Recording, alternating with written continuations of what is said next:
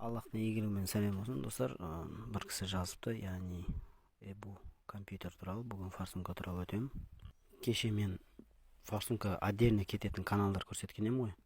Сол видеоның басын тыңдасаңыз, басында айтып жатырмын мен.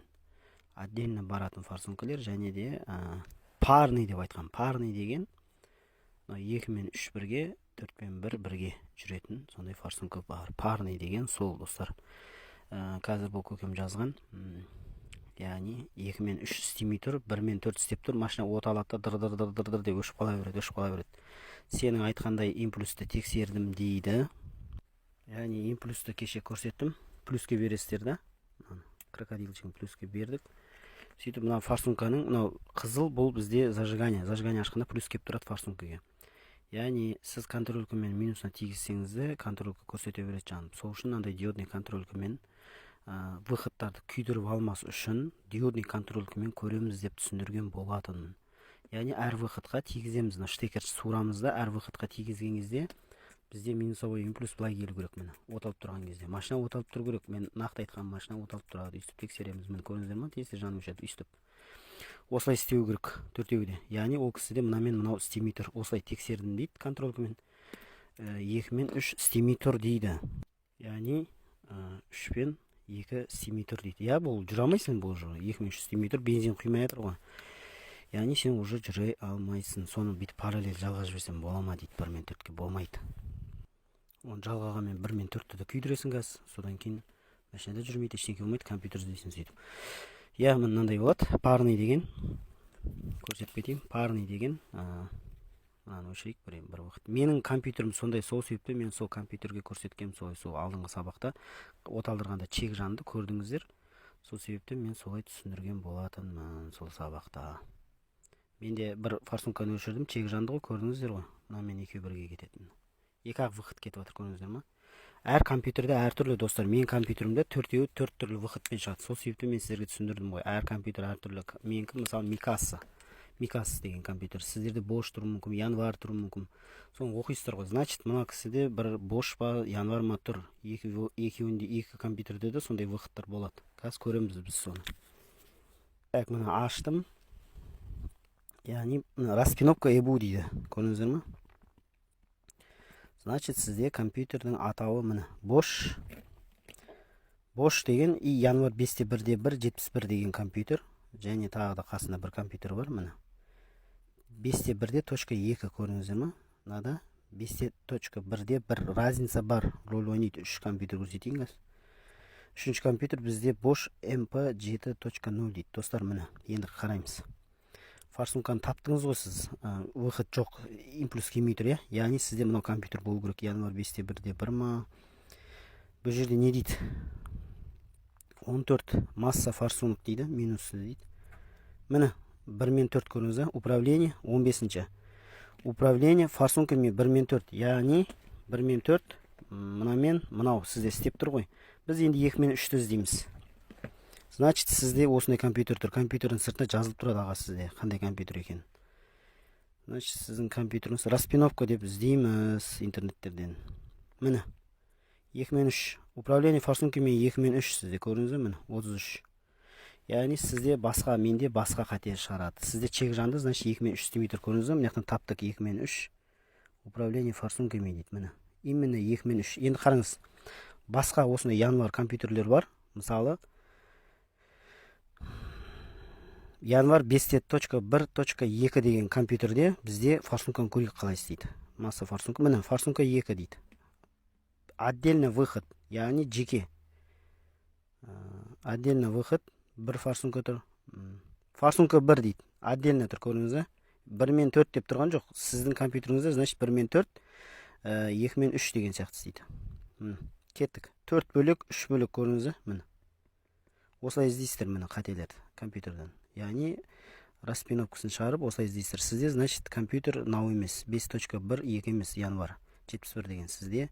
71 январ компьютер, бірақ 1 деген сізде. Түсіндіңіз ба? Осылай ажыратасаға. Бұл тексердік. Яғни компьютердің бағанағыдай 2-ақ выход шығып жатыр, значит, сізде. Номинал істемей тұр деп отырсыз ғой. Значит, компьютердің номерін қарайсыз, сізде отдельно выход па? Может, 2 отдельно выход күйіп кетуі мүмкін. Соны көресіз. сізде компьютерден шығып атса импульс, значит каса, яғни провод кобрада, мынаған келіп атқан проводта EBU-дан көрсетейін қазір.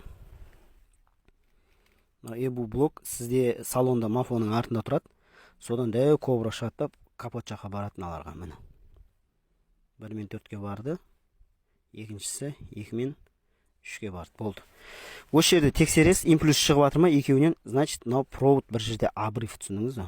Мына провод бір жерде обрыв болып тұр. Осыны қалай іздейміз енді? Мен кеше көрсетіп кеткен, мынандай диодный контролька аласыздар, бар болса міне.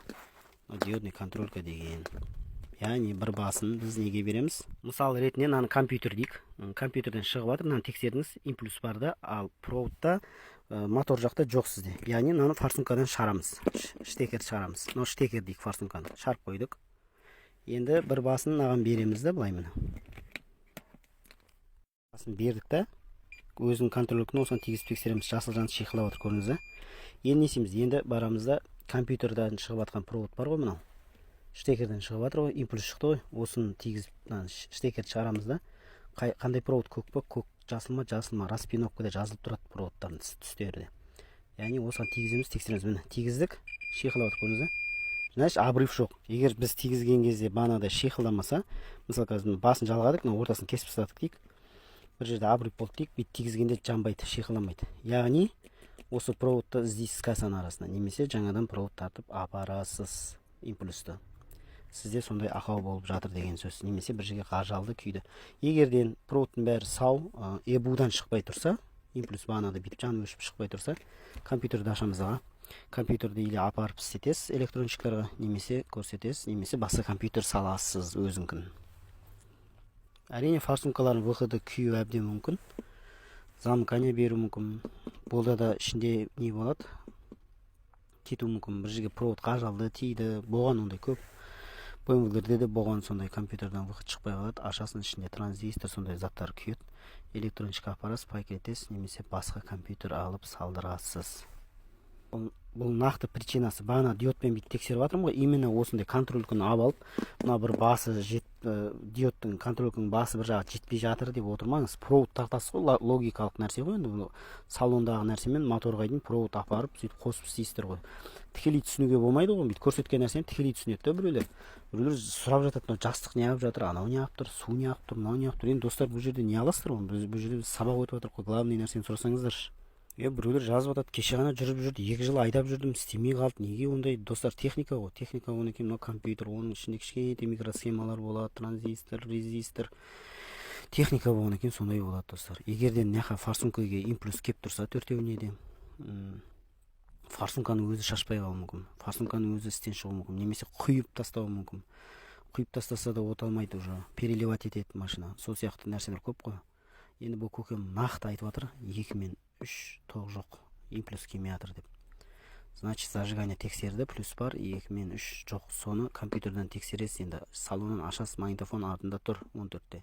Көресіз, микас па, бош па, январ ма, енді микас тұрмайды оларда. Бош тұрады, январ тұрады оларда.